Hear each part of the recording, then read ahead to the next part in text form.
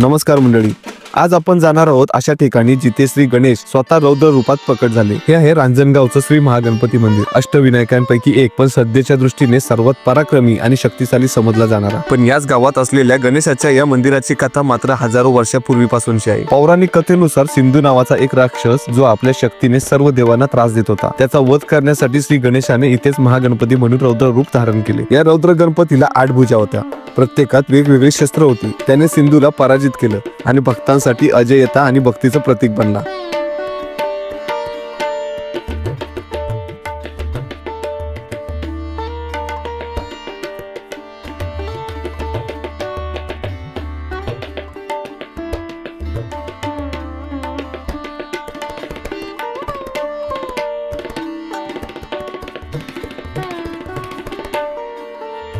हे मंदिर पेशवेकालीन असून बाजीराव पेशव्यांनी याचं पुनरुत्थापन केलं।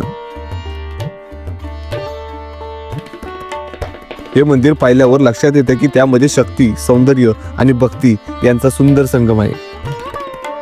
मंदिराच्या गाभाऱ्यात असलेली गणपतीची मूर्ती अत्यंत प्राचीन आणि स्वयंभू आहे। विशेष म्हणजे ही मूर्ती सामान्य दर्शनासाठी लहान स्वरूपात दिसते, पण या मंदिराच्या मागच्या बाजूस एक गुप्त दार आहे, जिथून गणपतीचं रौद्र रूप दर्शन होतं। हे दर्शन फार क्वचितच आणि विशिष्ट काळात उघडलं जातं।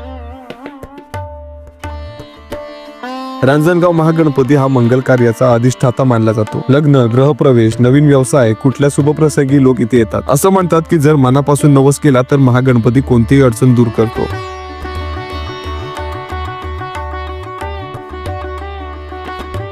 तुम्ही पुण्याहून येत असाल तर रांजणगाव सुमारे 50 किलोमीटर अंतरावर आहे। पुणे नगर महामार्गावर शिरूरकडे जाताना अगदी मुख्य रस्त्यावरच हे मंदिर आहे। मंदिराजवळ प्रशस्त पार्किंग, प्रसाद केंद्र, स्वच्छतागृह आणि भक्तनिवास या सर्व सोयी उपलब्ध आहेत। गणेश चतुर्थी, संकष्ट चतुर्थी आणि अष्टविनायक यात्रेदरम्यान इथे विशेष गर्दी असते।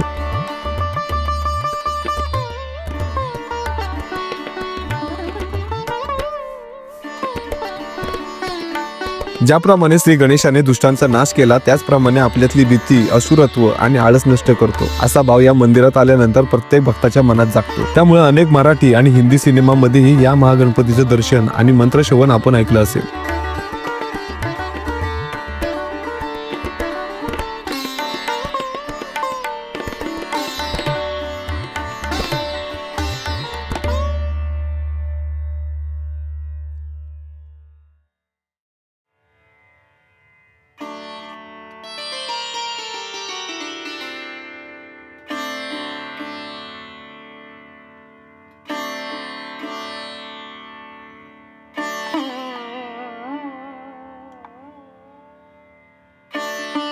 रांजणगाव महागणपती हे केवळ एक मंदिर नाही, ते आहे श्रद्धेचं, पराक्रमाचं आणि भक्तीच्या सामर्थ्याचं प्रतीक। आजच्या व्हिडिओतून तुम्हाला या पवित्र स्थळाची माहिती मिळाली असेल अशी आशा आहे। तुम्ही या मंदिरात कधी गेला आहात का?